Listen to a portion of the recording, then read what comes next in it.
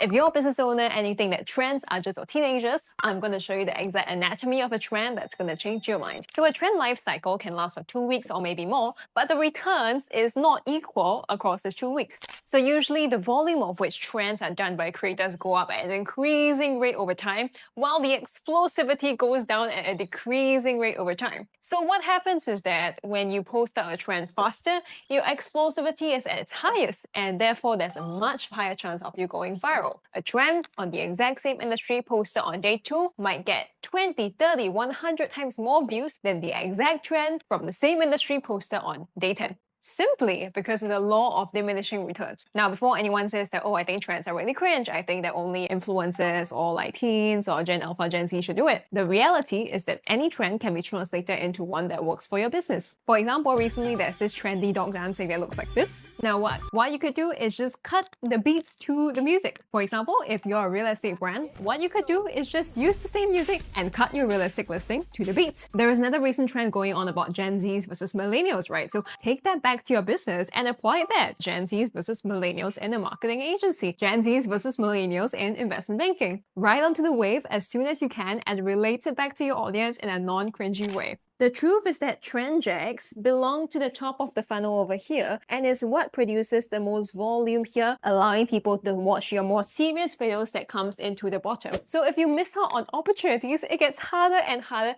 to get more people to come into your funnel. Now, perhaps you're kind of convinced to start doing trends for your business, but you're wondering, how do I know what trends are coming out and how can I be the first mover? And that's why I'm launching a business OS, which includes the trend radar. Every twice a week, we'll tell you exactly what is the rising trends you have to take note of and how you can translate that into your business, whether you are a product-based business or whether you are a service-based business, because obviously it's a little bit different. So all you have to do is just to look at this trend radar and execute it. We launched on the 20th of February, so if you're interested, just comment down OS and I will send you the link.